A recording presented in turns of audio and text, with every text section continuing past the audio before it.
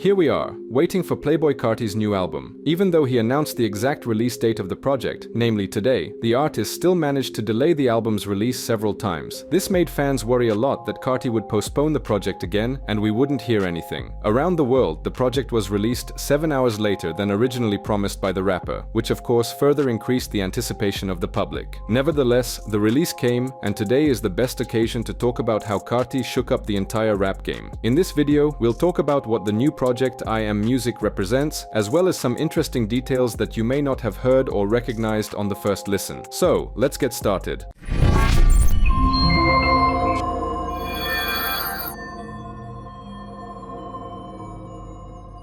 After the overwhelming success of Whole Lotta Red, Playboi Carti fans eagerly awaited his next move. The album, despite the controversial reaction in the first few days, quickly gained cult status due to its innovative sound, aggressive delivery, and influence on modern hip-hop. This raised the bar of expectations, and fans hoped that Carti's next project would be even more experimental and revolutionary. The first rumors about a new album began to appear in 2021 when Carti hinted at working on new material. In August, he announced a project called Narcissist, launched merchandise, and even announced a tour, which was later cancelled. This only fueled public interest, but the album never saw the light of day. In 2022, the artist continued to intrigue fans, periodically posting mysterious updates and sharing snippets of new tracks. In one interview, he mentioned that he was changing the concept of the album, and now the project was called Music. He said that his label Opium and close associates, such as Ken Carson, Destroy Lonely, and Homicide Gang, played a major role in the creation of the album. They represented a new generation of artists who were forming a unique sound that Carti was striving to develop in his new project. Throughout 2023, the anticipation reached its peak. Carti often appeared in public, but there were no specific updates about the release. In December 2023, he unexpectedly began an active promo campaign, launching mysterious teasers with phrases like "I Am Music" and hinting at the involvement of producers such as Kanye West and Pierre Bourne. Kanye West's influence on the project was especially noticeable. Back in 2022, there were rumors that Kanye West was fully overseeing the album's recording, but in the final version of I Am Music, his production is only heard on one track. However, his aesthetic and approach to music creation clearly influenced the final result. At the end of 2024, Carti again began to actively appear on stage, performing at major festivals and debuting new tracks. During his performance at Rolling Loud Miami in December, he presented 5 unreleased songs, confirming that the album was indeed close to release.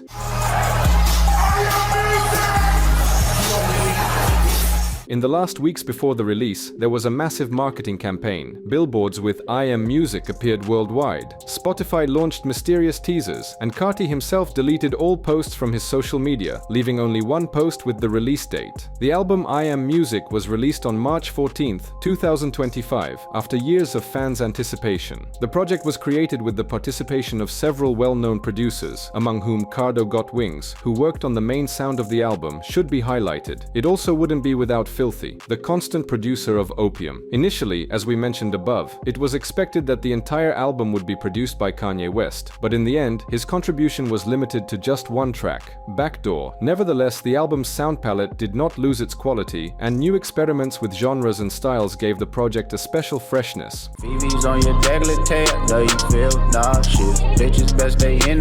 Perhaps the absence of Kanye West is also a consequence of his recent controversial tweets, which once again became the reason for criticism of the rapper. The album I Am Music consists of 30 tracks, making it a large-scale release. Among the guest features, you can hear Travis Scott, The Weeknd, Skepta, Future, Kendrick Lamar, Lil Uzi Vert, Ty Dolla $ign, and Young Thug. There are no Opium label artists in the track list. These collaborations create variety in the album's sound, adding interesting tones and sounds to Carti's unique style. Special mention should be made of Kendrick Lamar, who added his unique energy to several tracks, and The Weeknd, whose feature on one of the tracks received positive feedback.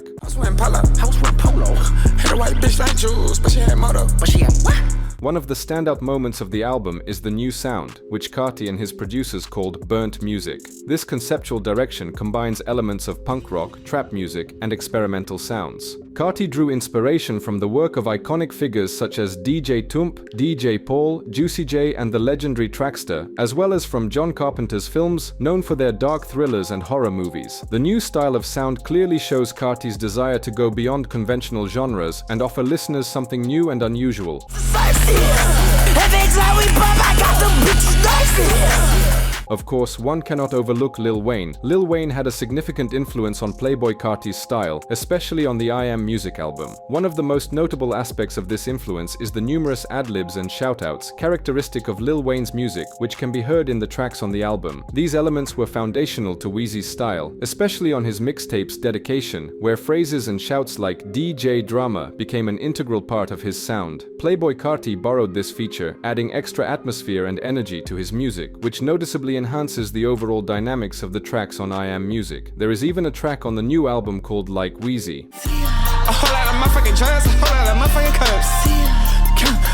Not only the sound elements, but also the overall mood and approach to creating music in Playboi Carti's style bear similarities to Lil Wayne's. Both artists are known for their tendency to experiment, especially when it comes to sound and production. Lil Wayne has always been open to innovative solutions and the use of unusual sound structures, which allowed him to stay at the top of popularity for many years. Carti continues this path by mixing different genres and influences, which becomes apparent in the album I Am Music, where you can hear a blend of punk rock, trap, and experimental sounds. Special attention should also be given to the album title I Am Music, which directly refers to Lil Wayne's eponymous album. This is an obvious homage to the influential rapper, who throughout his career repeatedly raised themes of self-expression and declared himself as an integral part of music. The choice of this title for Playboi Carti's album is a tribute to Weezy, who became an important role model for Carti in the rap world. Lil Wayne's influence can also be heard in Carti's approach to creating musical images aimed at emotions and atmosphere, rather than traditional song structures.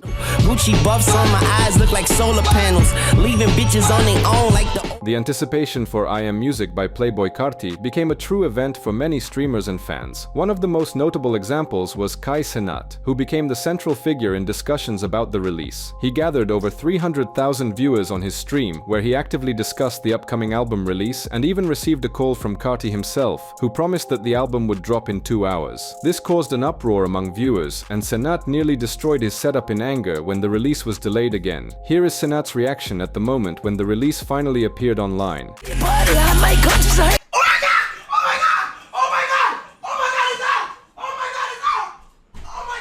6:30 a.m.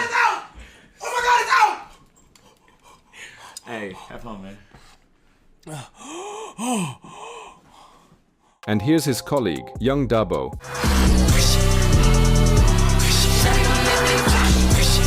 Additionally, DJ Academics also did not stay on the sidelines. The popular commentator was so engrossed in the upcoming album that he even postponed his flight to Miami to continue streaming and discussing the details of the release. He actively interacted with fans, fueling the hype and creating tension around the album, which still hadn't dropped. His streams became the epicenter of anticipation, and new speculations about the exact release time often appeared in them. However, when the album finally dropped, even the streamers who had been waiting for it for so long couldn't hide their disappointment about the delays and confusion regarding the title. Stop hit me back mad early, which means that Cardi is pulling strings and they're not trying to piss Cardi off, so they're not going to tell me shit. If it's something agreed upon with Cardi, they'll tell me. But if Cardi is making moves, they're not going to undercut their guy because they put up money for their guy. So they stopped answering me earlier in the day, and I'm like, why? The album I Am Music by Playboi Carti wasn't without notable and even aggressive diss tracks that became an important part of its narrative. One of the most prominent moments is related to the track Good Credit, where Kendrick Lamar inserts a line directly mentioning A$AP Relly. Relly, who found himself in the spotlight due to his testimony in the case against A$AP Rocky, became the subject of a sharp and direct diss from Lamar. In his part of the track, Kendrick says, Deontay go big, white gold link fall on the belly, the emerald cut for hers and his, that bitch on point like A$AP Relly. This is a harsh hint at A$AP Relly, emphasizing his status, which clearly became part of the conflict with other rappers. In this same track, there's also a diss aimed at Drake, where Kendrick Lamar again accuses his opponent of dishonesty. Conspiracy theories is given, but I must admit it, you got the wrong person. They bundling Maine, Chicago slang, which one of you niggas a merchant? Equally noteworthy is the track Mojo Jojo, on which Carti and Kendrick Lamar trade verses. Here, despite the focus being primarily on Carti, not only his unique style is present, but also also aggressive lyrics that create a competitive atmosphere. Despite his popularity and creative identity, Carti didn't miss the opportunity to drop some sharp lines aimed at his competitors and critics. This adds brightness and a sense of tension to the track, which only enhances the overall intensity of the album. Still tryna find my home. They still tryna steal my tone. Still tryna steal my bitches. They still tryna steal my clothes. There is also an interesting note from listeners regarding the track We Need All the Vibes. It is noted that this track was originally a feature with Young Thug and Gunna. However, now it is included in Playboi Carti's new album without Gunna's verse but with Young Thug's verse. Apparently, this also played a role in the fact that no one wants to deal with Gunna now due to rumors that he snitched on Young Thug during the YSL label trial. Just to get inside this room, trying to see the way we kick it, wanna see the way we pop it a couple. The album I Am Music by Playboi Carti has sparked mixed reactions from listeners, many of whom criticized the project for its sound and mastering quality. Some fans expressed dissatisfaction with the fact that several tracks sound extremely unclear, as if they were downloaded from YouTube in low quality. For example, the song Evil Jordan was described as sounding worse than MP3 files, which, for an album that was supposed to be a musical event, turned out to be quite a disappointment. My ice came with a tray, so high, gotta have my face. This not a rockstar face. Many commentators also noted that the first tracks on the album sound significantly louder and muddier compared to the rest. This creates an imbalance in the sound, which critics believe disrupts the overall harmony of the album and makes its listening uncomfortable. Questions about the quality of production work and attention to detail arose in light of the fact that the album was released by major labels like Interscope, which raised expectations among listeners. People who were expecting a musical masterpiece found themselves faced with a rather raw and imperfect project. Moreover, some were surprised to find solo tracks by Lil Uzi Vert on the release, though these were only about a minute and a half long. I told that girl, can she please just turn it up a notch? Alright, on them drugs. Nevertheless, this album is the loudest event of 2025. No one can argue with that, and we're sure that after some time, listeners will return to this project, and opinions about it will change. The same happened with the previous album Whole Lotta Red. What do you think about this release? Leave your opinion in the comments, like, and subscribe to the channel. See you.